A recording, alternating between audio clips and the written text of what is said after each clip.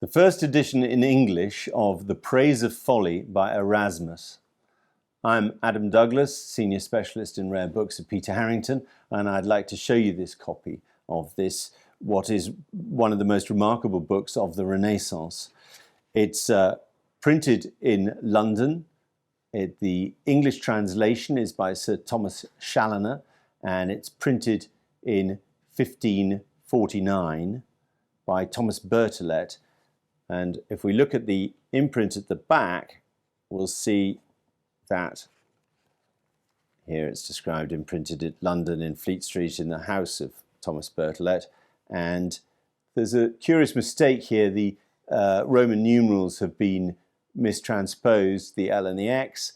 That reads 1569, but it is 1549 is the correct date. And Berthelet's rather attractive printer's device is on the verso of that last leaf with his name in the banner below the character.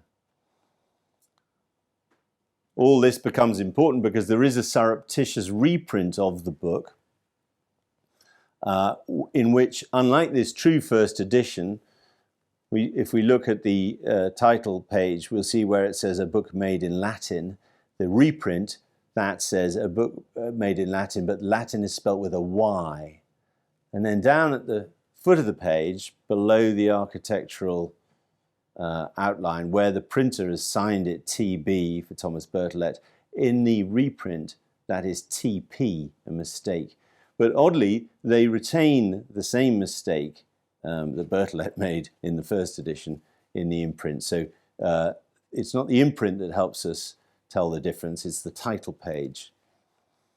And because of that, it's very hard to know exactly how rare this book is, because libraries list having copies and they may have either the true first edition like this, or they may have one of the surreptitious reprints.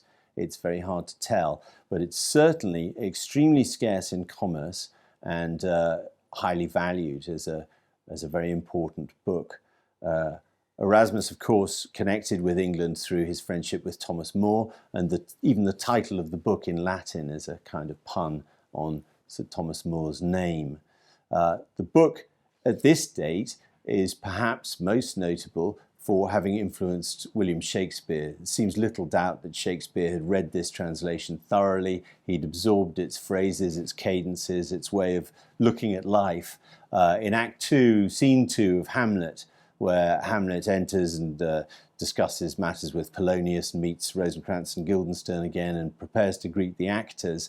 That scene is described specifically as reading a book, and more than one critic has suggested that this is the very book that he's reading.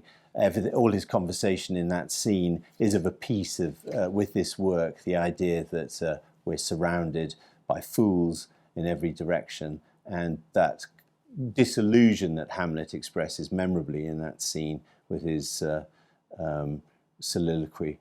So it's really an important book for more than just the influence on Shakespeare, of course. This is a very, very handsome copy of the book. It's got wide margins, which allow us to see all the printed side notes and shoulder notes, no cropping that you sometimes get with books that have been rebound at a later date.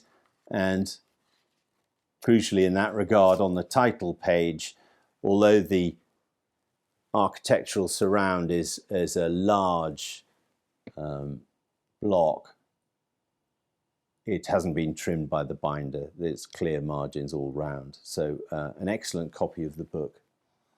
It's in a later binding, a London binding, probably of about 1900. It's actually brown morocco, decorated in gilt. It's in good sound condition. There's a little rubbing at the joints, as you might expect, but the joints themselves are sound. It has gilt edges, which keeps the dust out of the book, keeps it nice and clean and fresh. And the binders have signed the binding down here at the foot of the turn in there of the end paper. Jenkins and Cecil was the name of the binders there. So a really good copy of a very important book.